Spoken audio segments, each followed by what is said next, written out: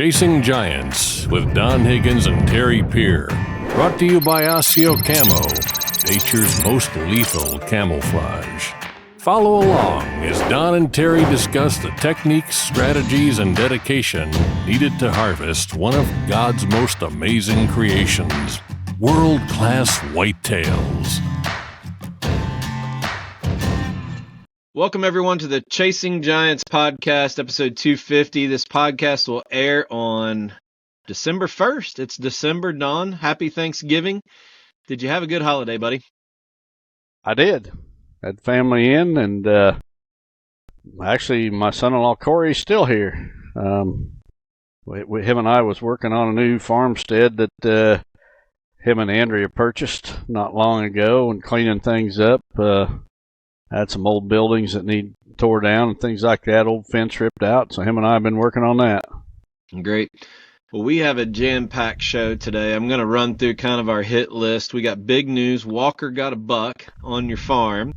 Wes got a buck on your farm. Walker got a buck at his place in Indiana. We want to talk a little bit about our reflections of the rut. We want to talk about consulting season coming up. What else is on the list? Our seminar schedule, preparing for late season, and I've probably missed something along the way that we had. The video that dropped on Chasing Giants from our friend Kyle Birch. So we got a jam-packed show, but I want to start it off with, let's talk about being a grandpa and being in the blind as Walker whacked and stacked I believe it was a 9-pointer, wasn't it? It was a 9-pointer opening day, Illinois gun season. Actually, opening minutes. We had deer around us from the time we climbed in that blind in the dark. And luckily, it wasn't long after daylight. A couple of bucks walked by and walked right up in range. And Walker worked his magic and shot the good 9-pointer. And we decided it was still early enough. We decided to sit there for a while. And I don't know, 30 minutes later or so, I grabbed the gun and shot a doe. I ended up shooting 3 does that weekend, doing some doe patrol, but then Walker went home later that evening, and on Sunday in Indiana, he shot another buck. So he shot 2 bucks, one in 2 states in 3 days.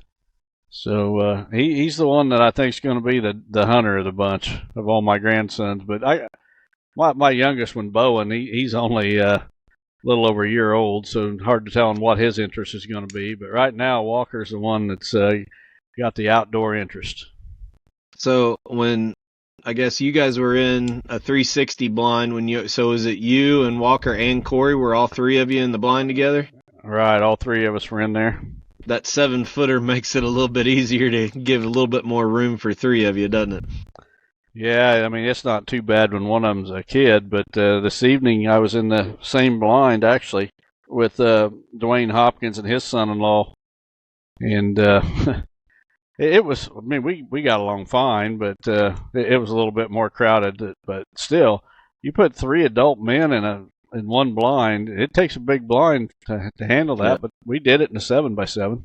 Yeah, those 7-foot, that extra foot makes a world of difference with the 360s. But so what? I guess Walker, after he shot it, you went down and did the recovery. Did he get off? Tell us, did he get all fired up, or was he like Don Higgins, chill? I'm gonna go take a nap for an hour, like you did with some of your deer. Well, he didn't take a nap or anything like that, but he was pretty excited. We had to blood trail it just a little bit because it ran into some thick brush. It didn't go very far at all. Probably went maybe 60 yards, but it was laying in some thick brush, and he was right on the blood trail. Did the same thing on his Indiana buck. Corey was showing me a video of him trailing that one up too. So smiling ear to ear. Yeah, he's not a man of many words at his young age anyway. So I'm betting he was grinning though. He was. Yep. All right. So are you getting this one mounted for him, or did he? It's the first one off of this farm, so it's going to be mounted. And I told him, I said, this is probably the first of many that you'll shoot here before you hang it up, and one day it'll hopefully be yours. Or partly yours or something, because if they continue to manage the program that I've got rolling, there's going to be big bucks to be shot here just about every season, I'd say. Well, it's like we talked about with Wes and even with your grandkids, the head start that they're getting over us. I compare the bucks that your grandson shot versus the ones that are over your right shoulder now.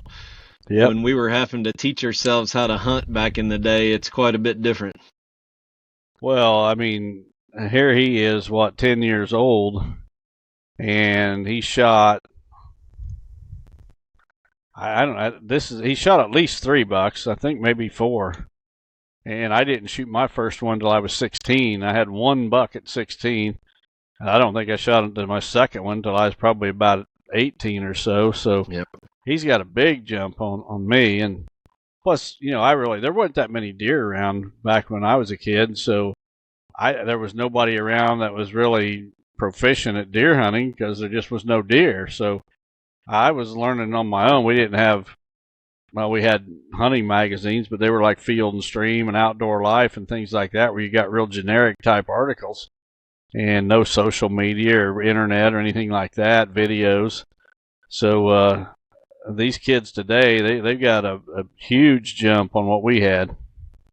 Well, I'll give him credit on something. Is the kid is not scared to work, and I've seen pictures of him driving an excavator. I mean, he works with his cattle.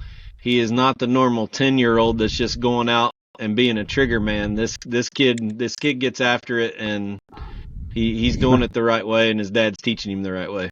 Oh yeah, he's 10 years old. He can drive a pickup. He's drove a bulldozer, an excavator, skid loader, tractor. He can do it all. Did he gut it? I gutted it for him. Yeah, okay. We got it out of the woods as quick as could be. Took it back up to the shed. And I've got some of those shoulder-length gloves, like the vets use to pregnancy check cows, and makes easy work of it. I've done so many this year. We've killed 12 deer on my farm now this year. Has it been that 4 many? 4 bucks and 8 does.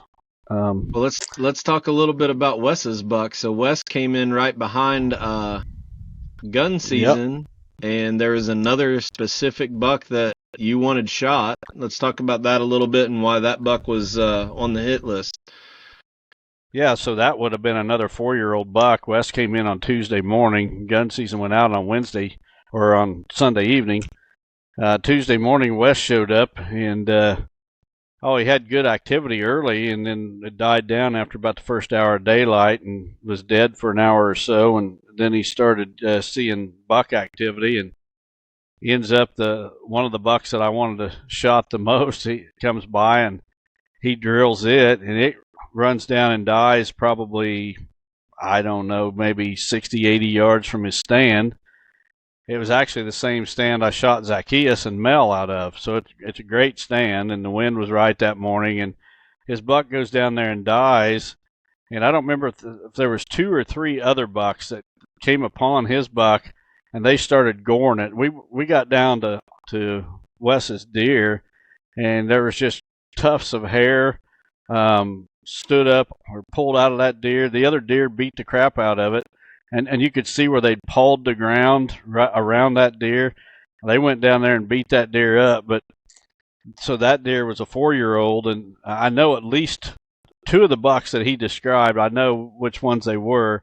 They were 3-year-olds, and I told him, I said, what happened here is this buck was higher on the totem pole than those bucks that were beating him up, and they seen their chance to get back at him, and they sure did. So.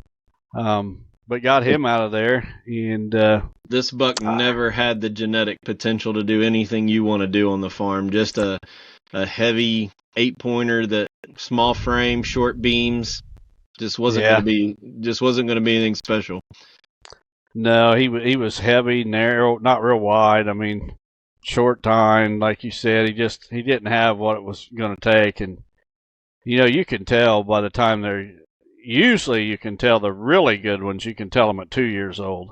But by 3, if they're going to ever have potential to be really special, you're going to see it at 3. Yeah. And this is a buck that he should have been killed last year. I mean, I got pictures of him last year, and it's one of those deals where you want to target certain bucks, but you've only got so many tags, and these are wild deer, so it's hard. I mean, you go out and you try to shoot one specific buck, it's hard. Well, go out and try to target 4 or 5 specific deer and kill every one of them, and not put pressure on your farm. Yeah, it's tough, but sometimes it takes a couple years to get a target buck killed.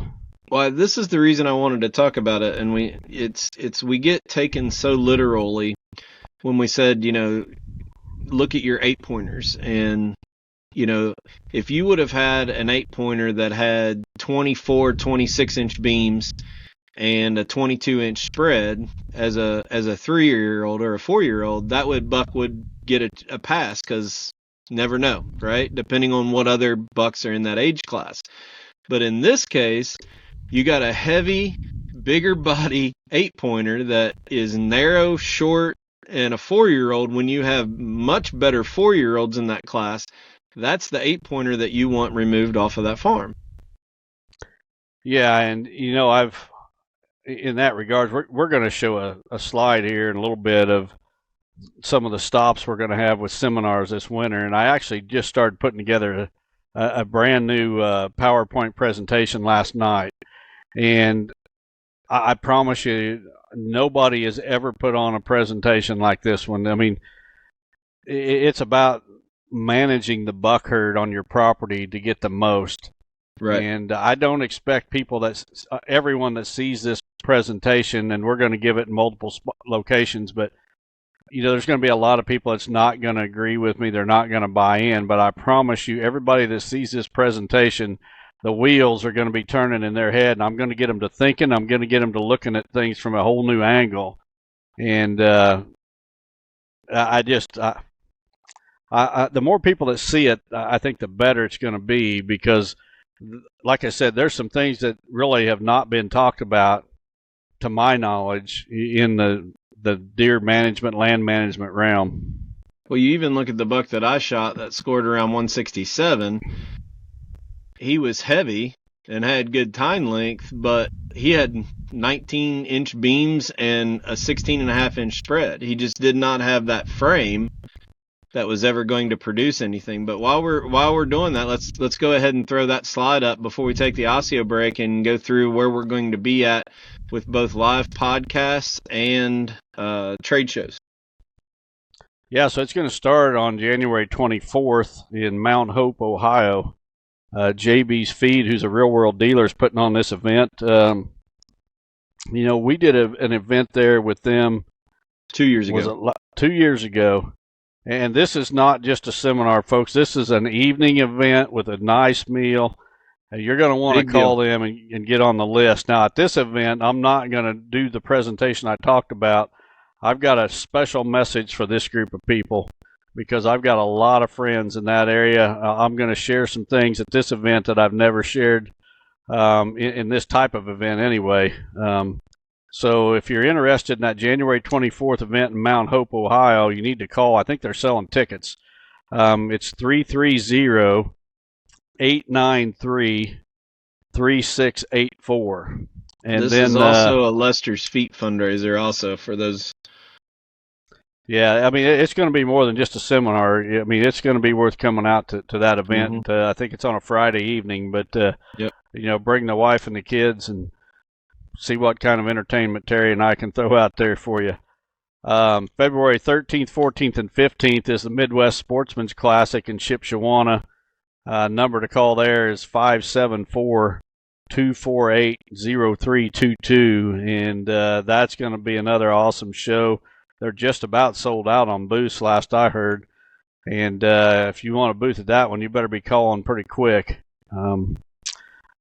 Then February 27th, I'll be in Macon, Missouri at Primeland Outdoors. It's another real-world dealer. If you want more information on that one, call 660-973-5655. 2697.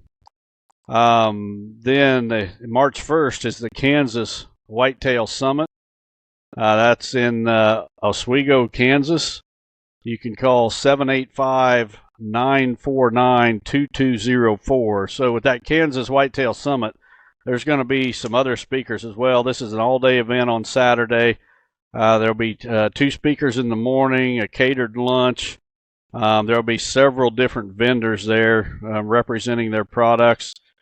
2 speakers after lunch. This is one of those where I'm going to be showing that presentation I was just talking about that I've started putting it together. And folks, if you're managing land for giant whitetails, you want to grow the biggest bucks that you can on your farm, I highly encourage you to come and see this seminar. It's also going to be, I'll be doing it the next weekend, which is March 7th, 8th, and 9th at the Iowa Deer Classic in Des Moines. So those will be the 2 events this spring where I'm going to do that presentation on managing the bucks on your property. The only other event I've got in Iowa. Oh yeah, we are. We're doing a Chasing Giants podcast at the Iowa Deer Classic on Friday night, March 7th. And then March 15th will be my last event of the spring, Split Brow Outdoors in Denver, Indiana. You can call 765-469-3621 for more information on that one. Then it's not on our list, but then in July there's a big event in New York. I think it's either a 2 or 3 day event that's being put on by Eastern Outdoors, which is Real World's distributor out there. There's going to be a number of different speakers there. I'll be speaking. I'll be showing that presentation on managing the bucks on your farm. I think we're going to do a podcast there, aren't we? Mm-hmm. Have they talked to you about doing a podcast at that one, Terry? I'll be at that one. So Terry and I will both be there doing the podcast, doing that seminar, a bunch of other speakers. So we'll be sharing information on that one later. But anyway, that's the lineup so far for this year. All right, well, let's take a quick break and listen to the folks from ASIO. Thanks for all the support. Black Friday sales went unbelievable. I think it was set a record for sales. I made a post this earlier today that, you know, when Joe first approached us about sponsoring the podcast, we said no, we wanted to wear it first, and we bought it. And you and I wore it for a year and said, yeah, this stuff is the real deal. And I made a post and said, mark my words, this is going to take the industry by storm. And I said, it's better than Sitka. And I got chastised and made fun of. And you tell me if I'm wrong. You search social media today during hunting season, and the majority of photos with people with deer on there are wearing ASIO. It's been a game changer for the industry, and I'm so glad that Joe and his team have been able to do what they do. But it seems like it's almost every photo. It is, and it literally is better than Sitka. In fact, I've had multiple people reach out to me and ask me because I used to have Sitka, and asked me if I was spotted in the tree by that blue-looking purple camo stuff, and I said, yeah, and I've had several people that are wearing ASIO now. My good friend Joe Chambers out in Nebraska is one of them, saying that, man, this stuff just blends into the tree. The deer absolutely do not see it, and they're right. I mean, when you're sitting there in the tree and you got your arm resting on a big tree branch next to you, it just blends right in. All right, we'll be right back. ASIO Gear introduces a premium line of bow hunting gear that is unmatched, pairing nature's finest camouflage with the best technological innovations. ASIO Gear brings whitetail bow hunters the gear they need to be the best at their craft. The unique camouflage mimics the intricate feather pattern of North America's greatest predatory creatures. Designed for invisibility, built for comfort, and engineered for function. Visit ASIOgear.com. That's ASIO Gear.com to start shopping. ASIO Gear. Prepare to be invisible. Well, Don, I want to talk about reflections of the rut now that it's over, and also preparing for late season, which is probably going to be the title of what we called this podcast. But before we do that, it's kind of an emotional video that we released on Thanksgiving. It's I don't know how to put it into words. It's almost hard to watch sometimes. I've watched it several times through the proofing process, and then after we released it. I guess just break down your relationship with your friend, and why we decided to do it, and then the message behind it. I guess let's just start with that first. Well, so I met Kyle Birch a few years ago. I did a consulting visit on his farm.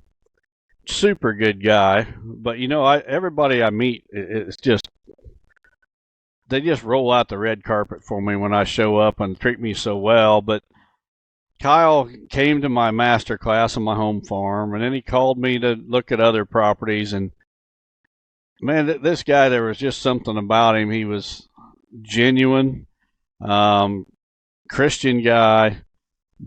Just he became a really good friend, and then we even became business partners. But then about a year ago, he lost his son, and man, I'll tell you what, it happened shortly after my daughter was diagnosed with cancer. And and I'm thinking that when you hear about cancer, you think the worst, and it really hits home when it's your own child. And so I'm in the midst of struggling with my daughter having cancer and thinking that I might lose her. And as I'm thinking that I might lose her, my good friend Kyle actually did lose his son. And man, my heart just broke. Talking to him afterwards, and it was just, when it's somebody it's so devastating to, you want to help them so bad. You want to take some of that pain away from them so bad. And yet, there's nothing you can do that's going to ease their pain. All you can do is pray for them, which I obviously did many times. And the thing that I say it many times, that the best thing deer hunting ever did for me is the people that it brought into my life. And if I can use my platform somehow to help other people, that's definitely what I want to do. And we've done that with this podcast through Lester's Feet, and a number of ways that don't even get mentioned or talked about. That's not why we're doing it. It's we know we've been blessed, and we know that in order to be blessed, to be a blessing to someone else, and you're going to be blessed in return somehow. But everybody, when you peeled back the hunting, so everybody listening to this podcast, our common bond is our deer hunting. That's the thing that if we get together or whatever, we share a text message or an email or run into each other at a deer show or whatever. Deer hunting is that common bond that we all have between each other. But when you take that away, we're all just people with different struggles that we're going through in life. And my struggle may be different than yours, Terry, and yours may be different than every listener out there. But we all got our struggles with different things. And if we can pull together and ease each other's burden just a little bit, I think we should do that. I think that's what God calls us to do, to be good brothers and sisters in Christ, and lean on each other, help each other at times when it's needed. And when I've watched Kyle for last year dealing with the loss of his son, and I wanted to do something in return. And I got to thinking, there's a lot of other people who have also lost kids. And just this past summer in my local community, 3 young ladies got killed on a UTV accident. And there's 3 families that this Thanksgiving, this Christmas will be the first holidays that those families are having to deal with without their kids. And there's nothing worse on this earth than losing a child. And if somehow, we can bring attention to that, and we can help these folks heal, we definitely want to do that. And it's not me doing it, really. It's just all of us using our platform. Steve Shields using his talents, in video production and all that. And so, the idea came to me we try to release a special video every Thanksgiving. And this year I just saw with the girls that were lost in my community and Kyle losing his son and all that, I thought, somehow we need to remember those folks during the holiday season. We need to be praying for those folks that they can find peace and comfort somehow. And I thought that telling or using video to tell Kyle's story maybe would help other people, and it has, because I've got personal messages from 3 or 4 different people thanking me for using the platform to share Kyle's story, and then they shared their story. One listener of this podcast from Tennessee told me that when he was a senior in high school, he walked up to his best friend, and he found his best friend had committed suicide, had shot himself in the head in his vehicle, and this listener of the podcast walked up and found him, and he said, I see that young man, my best friend, in that vehicle every single day of my life. And he's now like 50 some years old, and he still sees that friend of his every day. And there's just been so many other stories that were shared with me that if we can use our platforms to be a positive impact on others, I think that's what we want to do. And folks, if you have not seen this video yet, I urge you to go to Chasing Giants YouTube channel and check out this video that was just released on Thanksgiving Day.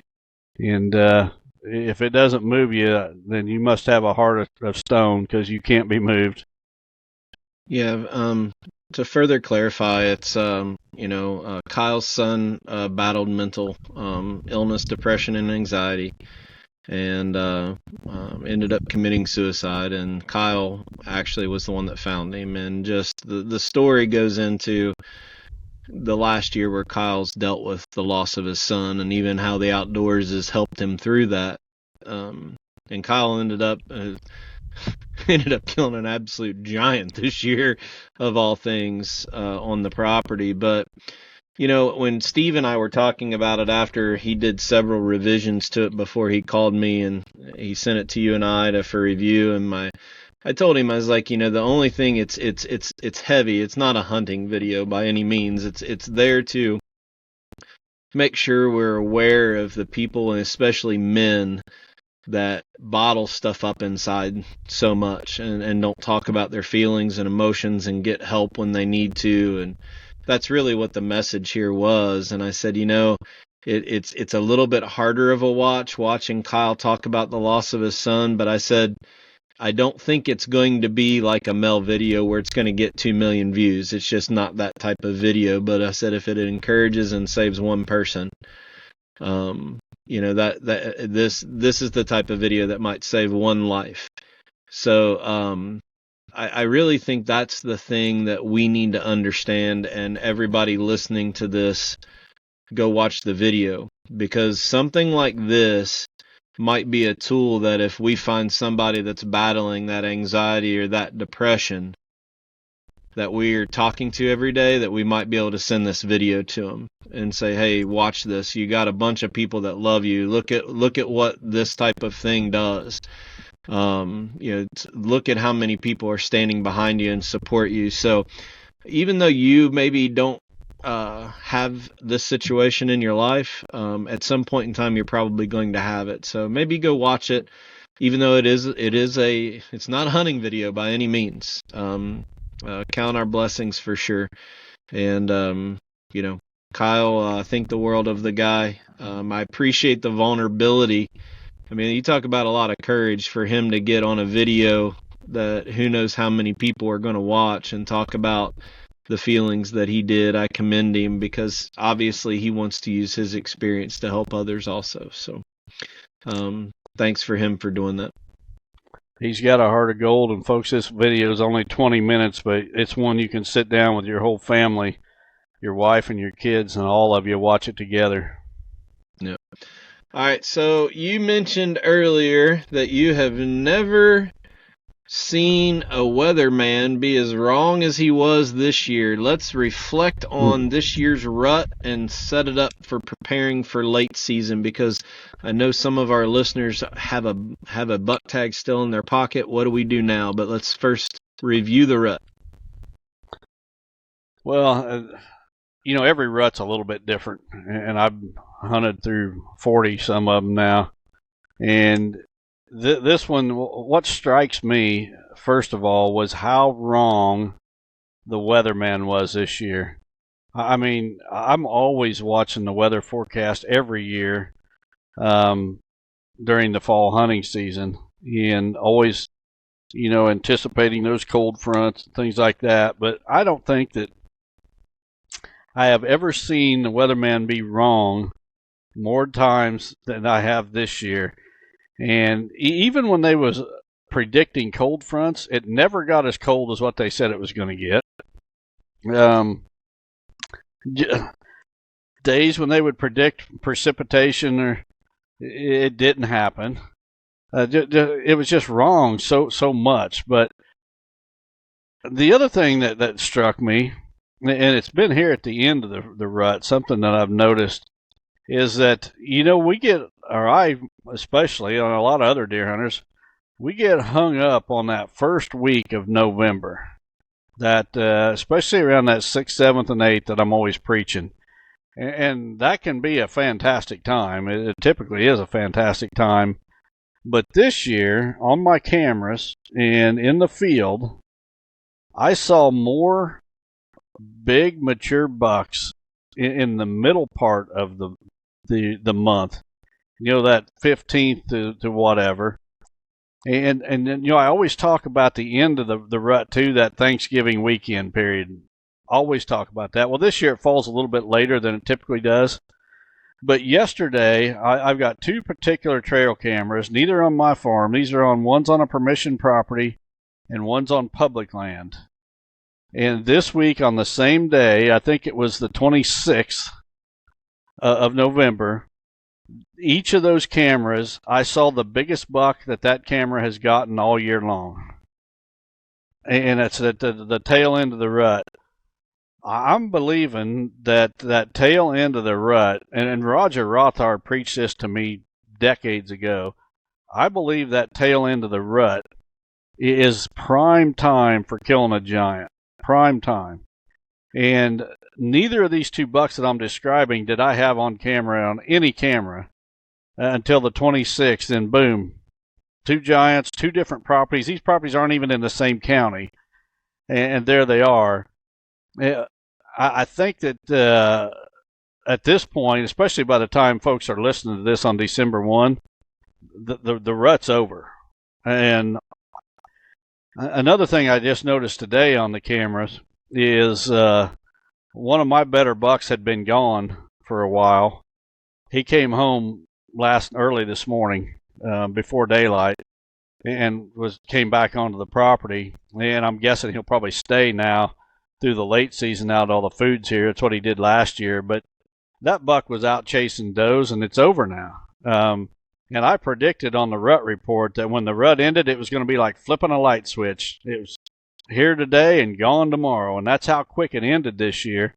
Some years it doesn't do that. Some years it tapers off. In fact, December 1st, the day this podcast released, is the 20th anniversary of me shooting my first 200. I shot my first 200 to 214-inch buck on December 1st, 2004. And it was one of them. It was that year the rut tapered off. It didn't just stop like flipping a switch. It slowly tapered off. And December 1, I seen two bucks that afternoon. It was an afternoon hunt.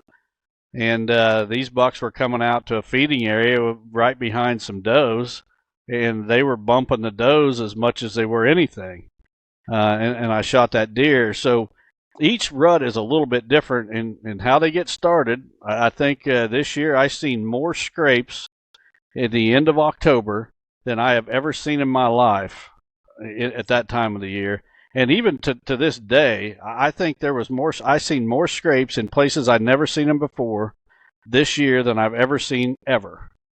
I think the rut fired up hard early, but I think it came to a complete stop once that light switch flipped.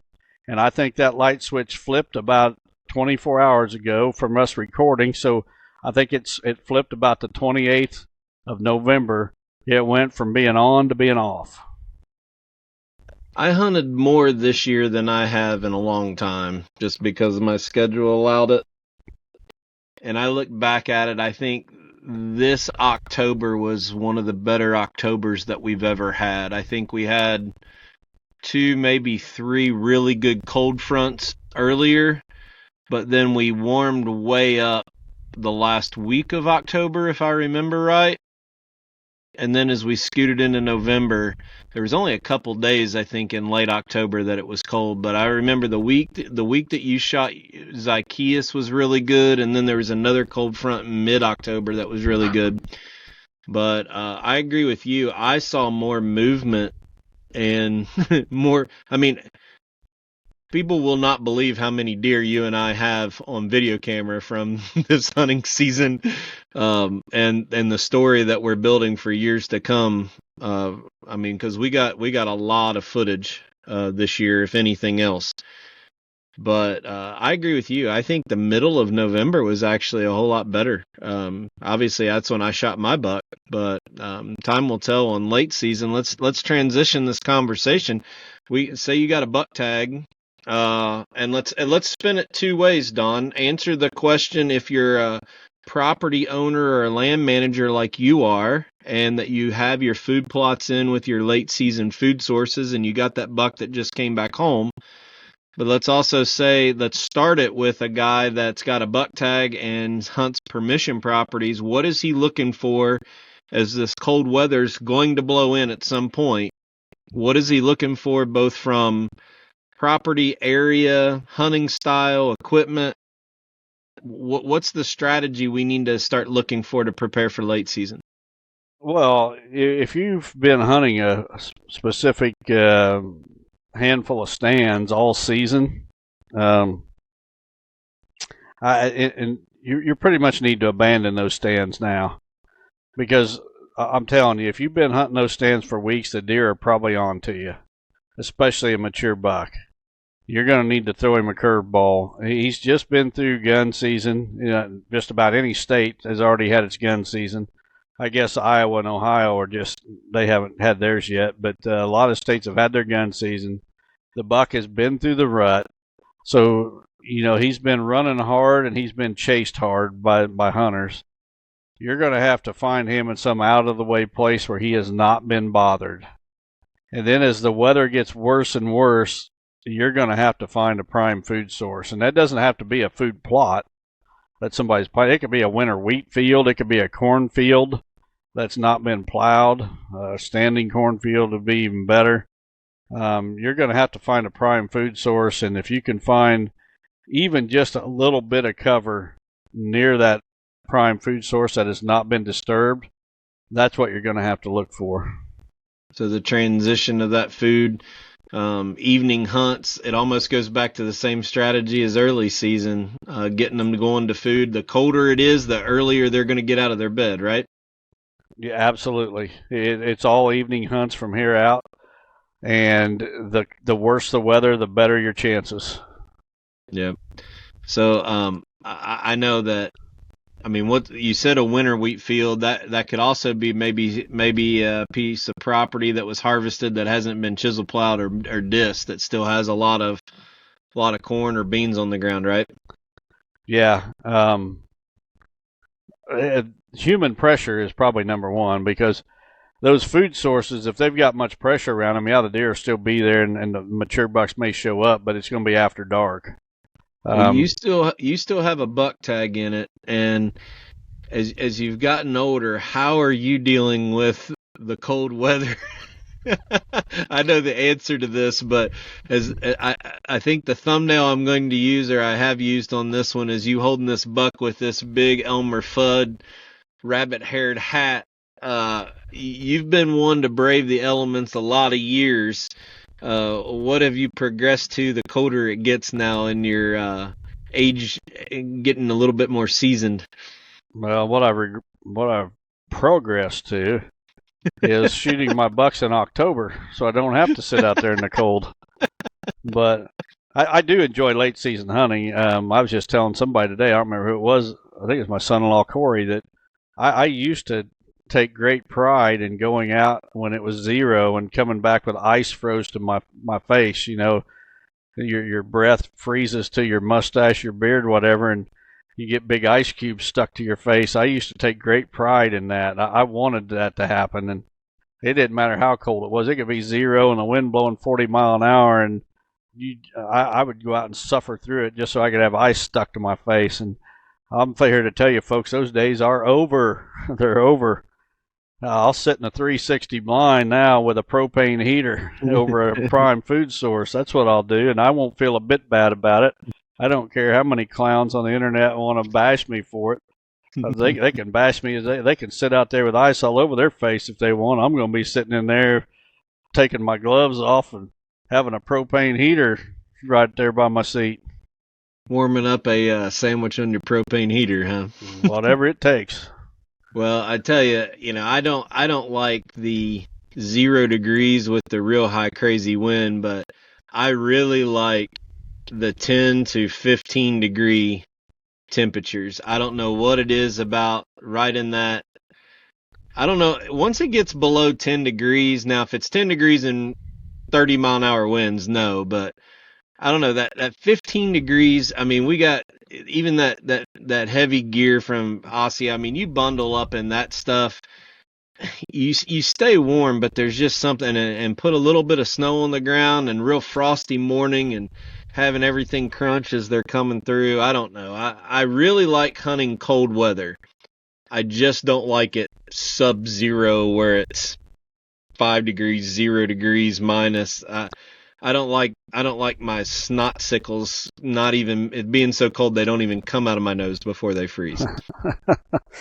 Yeah, I've been there. But that ASIO gear, I'll tell you what, that is some weather or some wind tight stuff. I mean, the wind does not penetrate that stuff, and Yep. the necks are so tight you don't get that cold air like I used to on some of the cheaper clothing. But still, I mean, 60 years old, 61 years old now, I don't need to sit out there and prove it to anybody I'm a tough guy. I'll sit in the 360 blind with the propane heater, and I'll prove to the world that I'm a wimp. Sounds good. Well, we've mentioned it a couple times. Make sure that if you're looking for a real estate opportunity in the states that Midwest Land Group is looking at, they're still looking for agents, brokers in states as they're pursuing their expansion. If you're looking to invest in a recreational deer hunting property, give them a call. We'll be right back with our listener-submitted questions. Ever had a terrible real estate experience? Average realtors usually spend more time selling themselves than on selling your land. They'll tell you anything to get the listing. They know that if they get the listing, you're stuck with them. Not here. Midwest Land Group has changed the way land is sold and is the only brokerage to offer a 100% satisfaction guarantee. That means if we don't meet your expectations, you can fire us. That puts all the pressure on us to perform. We don't just list land, we sell it. If you're looking to buy or sell property, don't before you talk to us. Visit us at MidwestLandGroup.com. All right, our first question comes from Drew. No, it's going to be Nick Dressler from St. Liberty, Illinois. It says, Don and Terry, I recently shot a buck during the Illinois firearms season. This buck had what looks like acorn tips on 5 of the 10 points on his rack. My question is, what causes this? I've heard from the different people that is damaged when they're in velvet, or I heard it's from old age. I know for a fact this buck is at least 5 years old. Thank you both for continuing to do the podcast every week. I really enjoy it. Well, Nick, that comes from damage, and I think I'm going to send Terry a picture of your buck if I can find it. You sent the picture in with your submission so that we can show the viewers on the YouTube anyway what he's talking about by these acorn tips. And, I remember a buck, and I've told the story many times, that came by my stand, and he caught my wind just as he walked up, and I laid eyes on him, but he was a big old 10-pointer, probably in the 160s, and he had an acorn on each one of his tines. And they just get damaged when they're in velvet, and that's what causes them to grow that way. A lot of times the very end of that growing tip gets scraped or scuffed up or somehow, and in the healing process it puts on they call it an acorn, but it's almost like a little ball there in the tine. It's damage, it's an injury, it's not from old age. What about when you see a hardhorn antler that has like a hole going back into it, not a horizontal hole, but like a back in? Yeah. You know what I'm talking about? Yeah, a lot of times that's just they maybe get a stick or something stuck in that growing antler. I heard somewhere that was like some insect that lays eggs or an moth insect or can something. do it too, yeah. We'll get to the second question here. We'll try to move through them pretty quick. We got quite a few we want to get through today. This one comes from Drew Harmon from Floyd, Virginia. Says this question is regarding the same time, same place you preach. Do you and Terry ever notice putting a history together with certain bucks that seem to just show up during the late season on your place? Had a buck last year that was a tall rack 8 and showed up in December with all the unpressured food. This year he showed up one day on the camera, November 12th. I'm hoping he does the same annual pattern during late season this year and hope to get a shot at him. Thanks for all the knowledge you give so young bucks like myself who are passionate about deer hunting can shave off the learning curve and get better and better with each passing season. Well, Drew, I have more new bucks show up on my place in the late season than any other time. It typically takes some bad weather to get them to move in here. I literally get more during the late season than I do during the rut as far as new bucks. And I'm sitting here right now with one buck tag left, and I could go out and shoot a cull buck, within a week or so if I put my mind to it. But I don't want to do that and be out of buck tags and then have a giant show up during the late season and I can't do nothing about it. So, my goal is I'm going to just hold on to that tag till about Christmas or so, see if something shows up. If nothing does, then I will use that tag on a management buck and take it from there. But yeah, I get a lot of bucks show up here in the late season, and it's because of the food, no doubt about it. All right. Next question. This one comes from Ricky Lunsford from Williamstown, Kentucky. It says, hello, Don and Terry. What causes bucks to still be in velvet this time of the season? God bless. Well, I don't know what HBD means. Is that something you put on there, Terry? Ricky's a buddy of mine, so. Oh. I'll let you explain that, but I'll just say that what causes bucks to still be in velvet this time of year is low testosterone. And, a lot of times they either don't have testicles or they have very, very small testicles, like some people that we know. But it's a lack of testosterone that causes bucks to still be in velvet this time of year. Rising testosterone levels in the fall is what causes the bucks to shed their velvet, and if they don't have that rising testosterone, they still have velvet. Yeah, I had a velvet buck on my place one year that he would shed velvet really late in October, and when he was shot by a guy with he found that the buck also had really small testicles. Ricky is a big volunteer in our community with the kids. So HBD is his title when he volunteers at the local high school. So I just did that to say thank you for all the work he does with all of our local students at our local Well, I was schools. going to throw out a couple of guesses of what that stood for, but Probably be better not. So yeah, I decided I'd just pass. Let you explain that one. all right. The next one comes from Glendon Yoder from Auburn, Nebraska. It says, on the hunt for Zacchaeus, you did some rattling. Why not rattle on every hunt to increase your odds of seeing a buck that you would otherwise not have seen? I know you don't blind call a lot, so I'm just curious on your answer. Would you only call where a buck is not likely to circle downwind and get your scent? Well, anytime that you're going to rattle, call, whatever, you need to be expecting that buck to try to get your scent. And the reason that I don't call very often, a blind call especially, is I don't want to alert every buck in the neighborhood where my stand is at.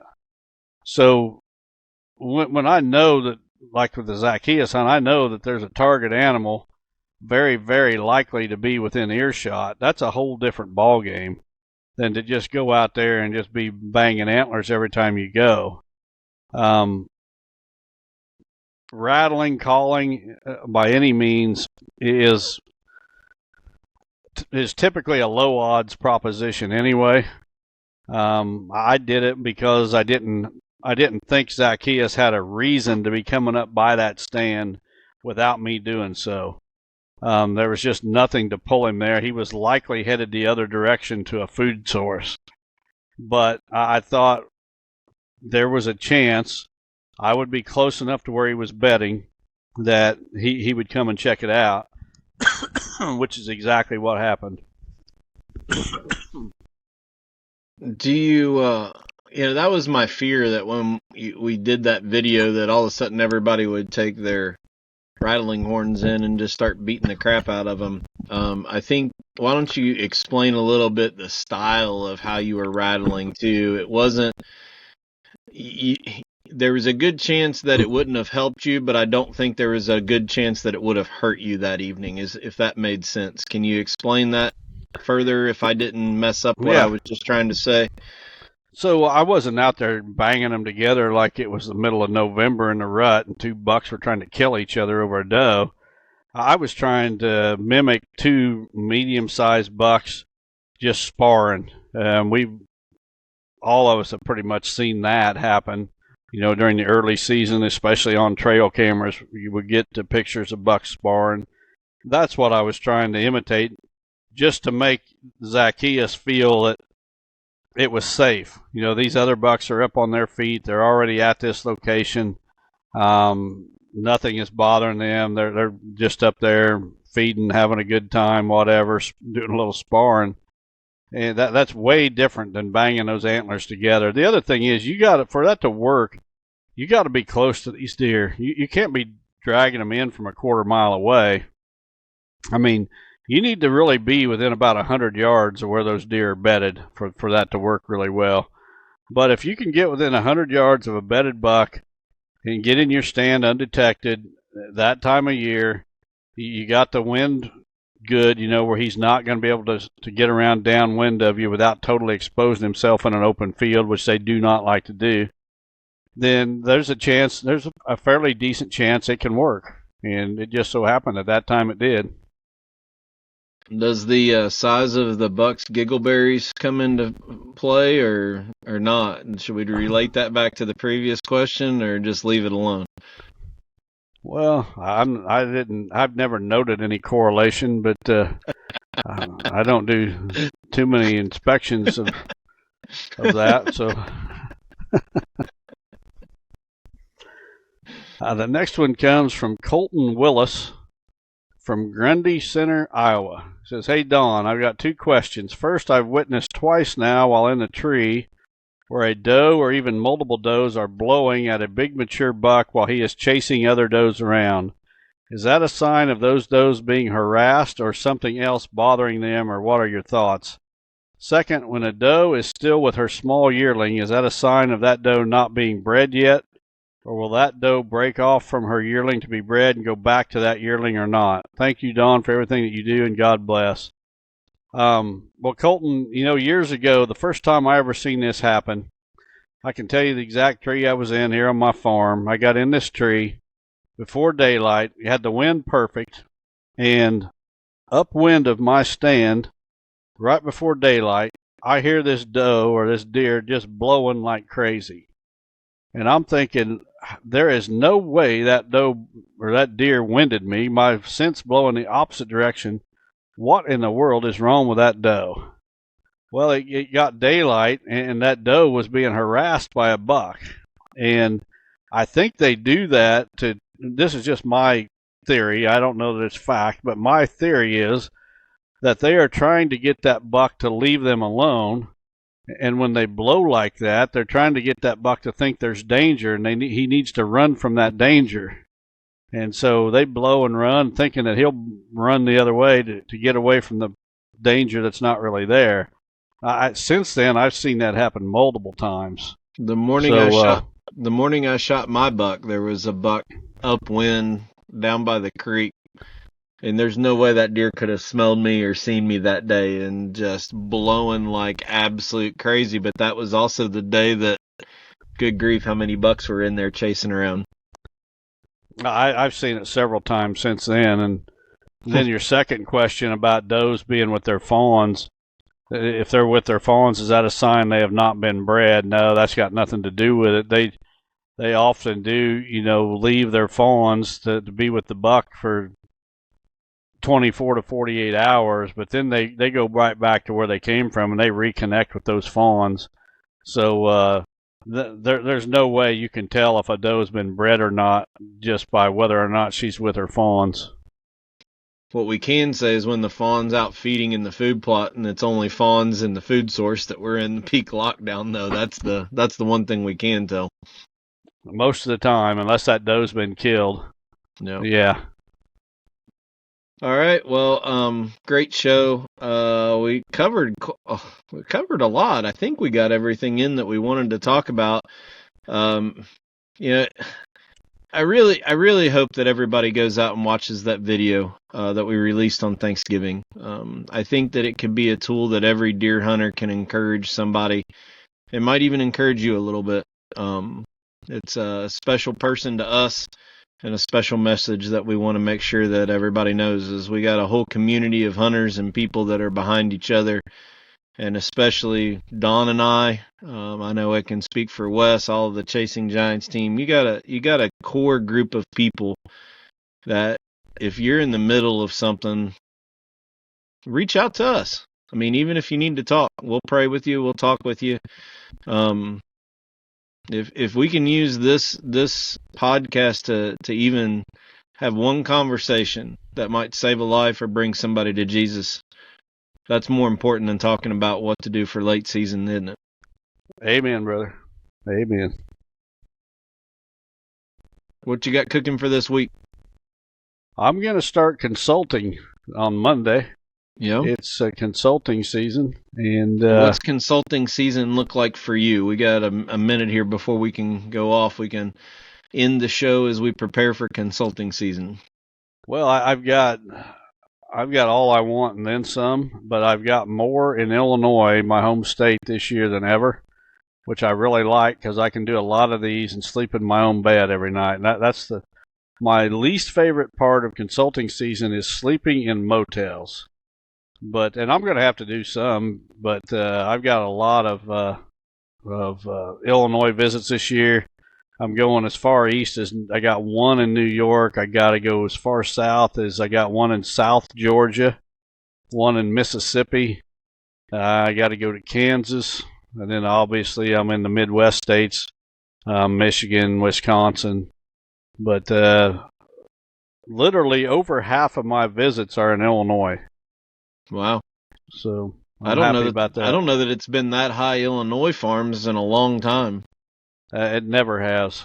So looking forward to it. I have a few spots, not many. And really, if you're interested in it, it's whether I'm going to be able to combo it up with an area that I'm already going to, unless it's really close to the house. So I'm going to be going to West Tennessee, obviously Western Kentucky. I go there a lot. I donated a one to a Haiti mission trip down there every year. I work with my good friend Kevin Miller and Andre Miller down there. So I'll be going down around Guthrie a couple times this year, and then spending a lot of time in Ohio. And I even have one in Illinois, which is odd. So, if it's not really close to home, it's going to be whether I can combo it up with another consulting visit in that area. So you better get on the list. I know Wes is filling up. Bobby is also. All of our guys. We had a Zoom call before we kicked the season off, and you kind of put your foot down on expectations that you wanted of us representing the Higgins and Chasing Giants brand as it was laid out by the CEO, I guess, the head executive. Well, I've got to review all these plans that everybody does before they go to the client, and I wanted to make sure that these clients are getting the best plans possible, and I also wanted to make sure when I review them that the consultant putting them together has considered all these factors. So we had a multi-page checklist that I put together for all the consultants to go over on with every property they look at. So it's just looking out for the client. We had fantastic client success this fall. I had 2 more clients kill 200 inchers this year, a handful in the 190s and 180s, many over 170, and I want to continue that. If somebody puts their trust in us, I want to make sure they get the best plan they can possibly get. So I want to be the best out there doing this, not just me, but I want our team to be the best group of consultants out there, and we're going to be communicating amongst each other, the group, way more than we have in the past, and just doing anything we can to make sure our clients are successful. So if you're interested, reach out to Don, reach out to one of us. Don, I know a lot of what you do is listen to, kind of where the person's at, what their goal is. If it's not one that you can take, you'll kind of steer them in the right direction of who to, put them onto, and recommend the right guy for them. But yeah, if you're interested in it, reach out to us. We'd love to talk to you. Yeah, you can just email me, don@higginsoutdoors.com, or reach out through my website, higginsoutdoors.com. And like Terry said, I know our guys, and I'll recommend the best fit for your property and your situation. So love to be able to help you. Well, stay tuned to this week's Sunday Night Prayer Time after the rolling credits at the end. Thanks, everybody. God bless everyone. Have a great week.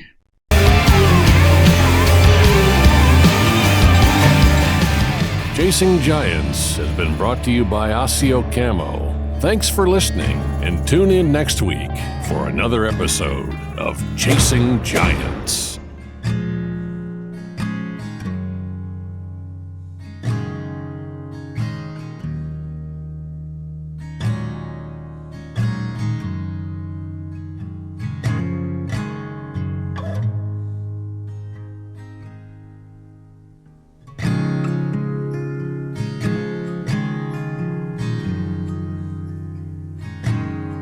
Well, hello again, everyone, and welcome back to Sunday Night Prayer Time here on Chasing Giants TV. My name is Wes, and it is a cool and getting cooler evening where I am in our area of Georgia, and it's supposed to be fairly cold tonight, and I know that there are a lot of folks from all over that watch this, and you would probably laugh at what I would consider cold weather, but to me, it's a little bit cold right now, and I'm looking forward to sitting by a fire later tonight.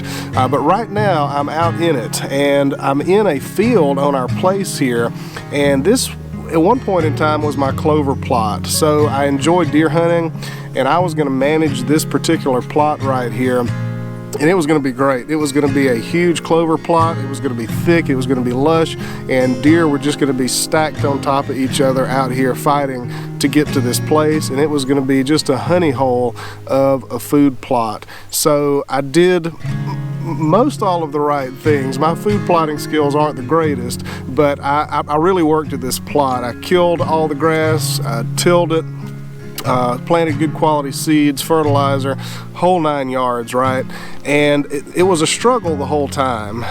There were drought issues, there were weed issues, and it just never did that great. And kind of the final nail in the coffin for it was when I mowed it one time, and then it didn't rain for a very long time afterwards, and it never really recovered from that, unfortunately. So right now, as it is, there's clover in places, there's grass, there's lots and lots of weeds and so forth, and I do still see deer out here from time to time, so it's not a total loss. It's just not quite what I expected it to be. But this clover plot, come to find out, the main issue was the soil, right? It was the soil. The nutrients were just not there. pH was probably off as well, and there was just nothing there for the clover to really go and root into and have a good foundation. And that reminds me of stuff that we see in Scripture.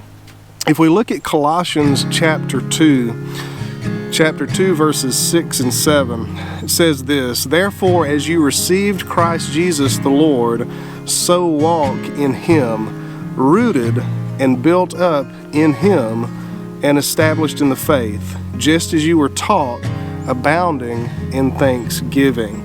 So even the Bible talks about the foundation of our faith being rooted and built up in Jesus Christ.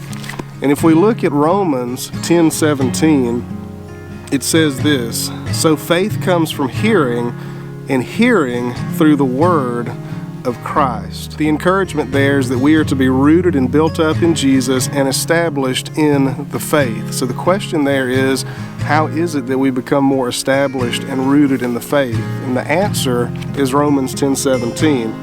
Faith comes from hearing. And what are we hearing?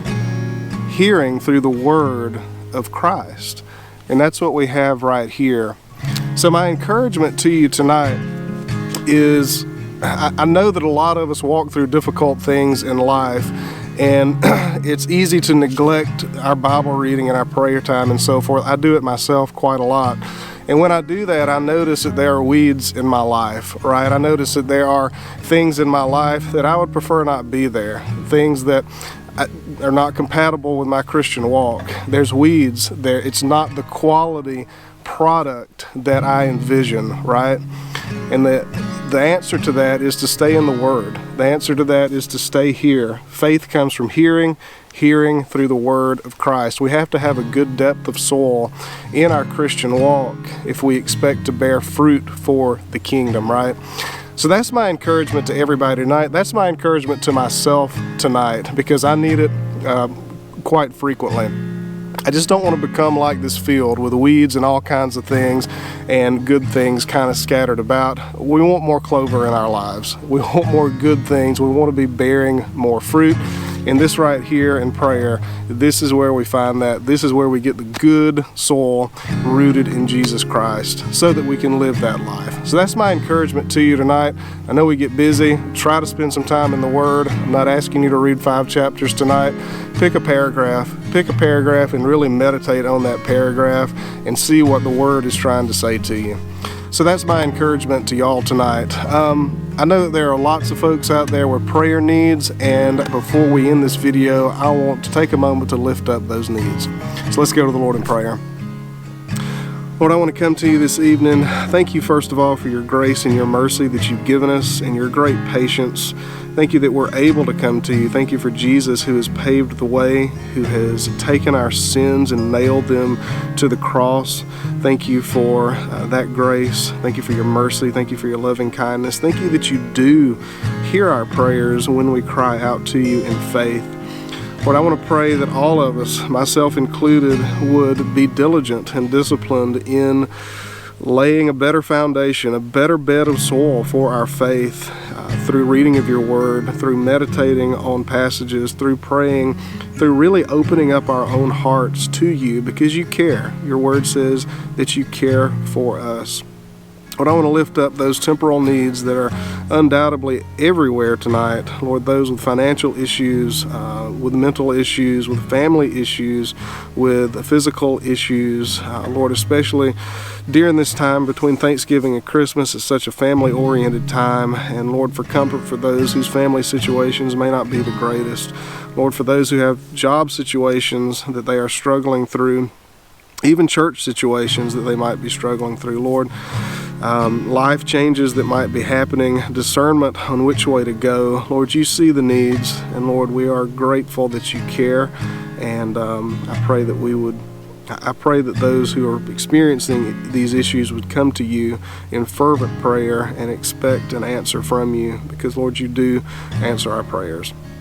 I want to pray for grace as we go throughout this next week, that we would bear fruit for your kingdom, and that we would all take time to really look into and meditate on at least a paragraph as we seek to have a more firm foundation in the faith. In Jesus' name, amen. Well, guys, thank you for watching, and I will see y'all on the next one. I hope y'all have a wonderful, wonderful week, and happy late Thanksgiving.